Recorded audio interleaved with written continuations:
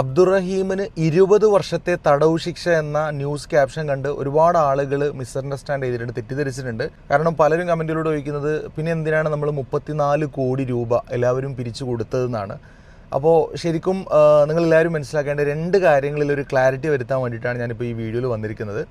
അപ്പോൾ കൊല്ലപ്പെട്ട കുടുംബത്തിന് ദിയാദനം അഥവാ ബ്ലഡ് മണി കൊടുത്തത് അത് വധശിക്ഷയിൽ നിന്ന് പിന്മാറാൻ വേണ്ടിയിട്ടാണ്. അതും ഒരുപാട് സമ്മർദ്ദത്തിനൊടുവിലാണ് അവരതിന് എഗ്രി ആയത് തന്നെ. അന്നെങ്ങാനും നമ്മൾ ആ ഒരു ഡെഡ് ലൈനുള്ളിൽ കൊടുത്തില്ലായിരുന്നുവെങ്കിൽ വധശിക്ഷ നടപ്പാക്കിയേനെ. മറ്റൊരു വിഷയം എന്ന് വെച്ചാൽ 20 വർഷത്തെ തടവ് ശിക്ഷ എന്നുള്ളത് സൗദി പൊതു പബ്ലിക് ക്രൈം ഒഫൻസിനുള്ള ആ ഒരു ശിക്ഷയുടെ കാലാവധിയാണ് 20 വർഷം. അപ്പോൾ അതിൽ 19 വർഷം ഓൾറെഡി അദ്ദേഹം ജയിൽവാസം അനുഭവിച്ചു കഴിഞ്ഞു. ഇനി 1 വർഷം കൂടിയാണ് ബാക്കിയുള്ളത്. അടുത്ത വർഷത്തോടു കൂടെ 2026 അദ്ദേഹം മോചിതനാവുന്നതാണ് ഇന്ന് വന്ന റിപ്പോർട്ട് അടിസ്ഥാനത്തിൽ മനസ്സിലാക്കുന്നത്. എങ്കിൽ പോലും സൗദിയിലുള്ള അബ്ദുറഹീം ലീഗൽ അസിസ്റ്റൻസ് കമ്മിറ്റിയുടെ ഭാഗത്ത് നിന്ന് അഡ്വക്കേറ്റുമായിട്ട് സംസാരിച്ച് അപ്പീൽ കൊടുത്ത് എത്രയും പെട്ടെന്നാക്കാൻ വേണ്ടിയിട്ട് ശ്രമിക്കുന്നുണ്ട്.